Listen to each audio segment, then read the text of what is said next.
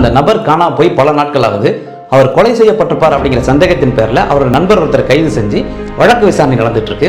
அந்த நண்பரோட வழக்கறிஞர் இருந்துருச்சு, மயிலா இப்போ யார் கொலை செய்யப்பட்டதா இந்த வழக்கு நடந்துட்டு இருக்கோ அதே நபர் இன்னொரு 5 நிமிஷத்துல நம்ம கோர்ட்டுக்கு வருவாரு அப்படின்னு சொன்னோடனே நீதிபதி உட்பட அத்தனை பேருமே வாசலே பார்த்துட்டு இருந்திருக்காங்க.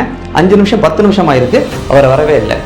இப்போ அந்த வழக்கறிஞர் மறுபடியும் எந்திரிச்சு, மயிலா அவர் இறந்துட்டாரு அப்படிங்கிறத நம்ம யாருமே முழுசா நம்பலை, அதனால தான் நான் அவர் வருவார்னு சொன்னோடனே எல்லாருமே வாசலே பார்த்துட்டு இருக்கீங்க. இந்த சந்தேகத்தின் பலனை குற்றம் சாட்டப்பட்ட நபருக்கு அளித்து அவரை நிரபராதின்னு தீர்ப்பளிக்கணும் அப்படின்னு கேட்டுக்கிறேன் இருக்காரு. இவர் பேசின ஒரு லாஜிக் இருக்கு அப்படின்னோடனே அத்தனை பேருமே இவரை பாராட்டியிருக்காங்க. 1 மணி நேரம் கழிச்சு தீர்ப்பு கொடுத்த நீதிபதி குற்றம் சாட்டப்பட்ட நபருக்கு ஆயுள் தண்டனை விதிச்சிருக்காரு. எல்லாருமே ஆச்சரியமா பார்க்கும்போது நீதிபதி தொடர்ந்து சொல்லியிருக்காரு, உண்மைதான் 10 நிமிஷம் நாங்க எல்லாருமே அவர் வருவாருன்னு வாசலே பார்த்துட்டு இருந்தோம். ஆனா குற்றம் சாட்டப்பட்ட நபர் ஒரு தடவை கூட திரும்பி வாசலை பார்க்கல. ஏன்னா அவர் கொலை பண்ணியிருக்காரு, அவர் வரமாட்டாருங்கிற நம்பிக்கை அவருக்கு இருந்ததுனால அவர் திரும்பி பார்க்கல அப்படின்னு சொல்லியிருக்காரு.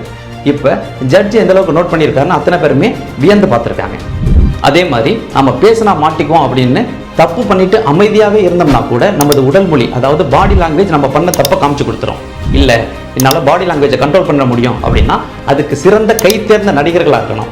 அவங்களால கூட அதே நடிப்பை கடைசி வரைக்கும் தொடர முடியாது. அதனால செஞ்ச தப்பு சின்னதோ இல்லை பெருசோ அதை ஒத்துக்கிட்டு தண்டனையை ஏற்றுக்க தயாராகிட்டோம் அப்படின்னா மட்டும்தான் நம்மளால நிம்மதியாக வாழ முடியும்.